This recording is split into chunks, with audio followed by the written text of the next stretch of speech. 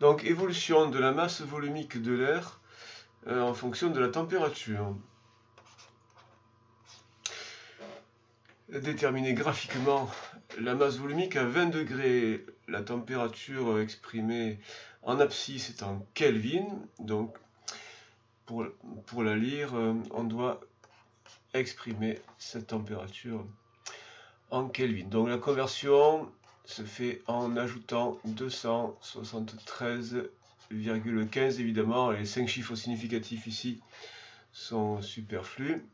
Donc 293, 3 chiffres, ça suffira largement. Kelvin, 293.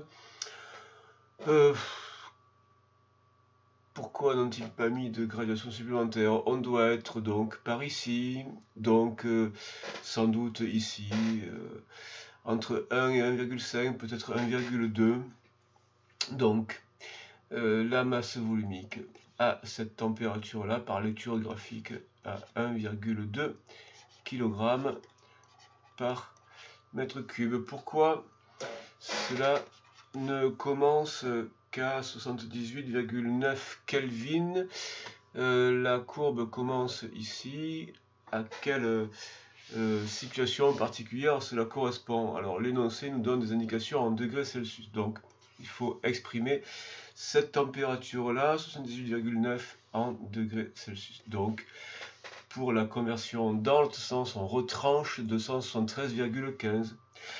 78,9 moins 273,15 et cela donne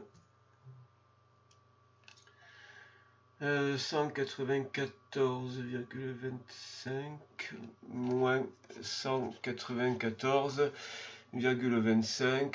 Bon, alors à 4 chiffres, on va garder 0,3 degrés Celsius, moins 194,3 degrés Celsius. C'est la température d'ébullition. Ça veut dire que en dessous de cette température-là, l'air est liquide. Donc, l'évolution de la masse volumique est très faible. Et cette représentation graphique n'est pertinente que pour de l'air à l'état de gaz. Et donc, ça commence au-dessus de la température d'ébullition. Deuxièmement, pourquoi aucune valeur négative sur les axes des abscisses?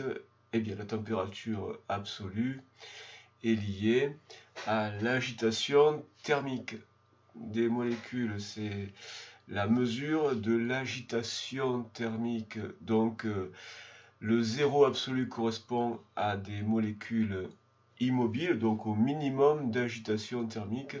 On ne peut pas envisager plus immobile que immobile. Donc voilà pourquoi le minimum est à 0. C'est ce qui a inspiré cette échelle de température-là. Petit b, justifie la diminution de la valeur de la masse volumique.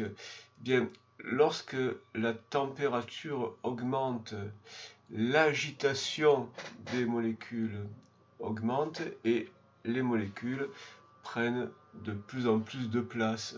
Donc, pour une quantité de molécules, lorsque la température augmente, la même quantité de molécules prend de plus en plus de place, un volume plus grand. Donc, pour un même volume, la quantité est plus petite. Donc, pour un même volume, la masse est plus petite. Donc, la masse volumique est plus petite.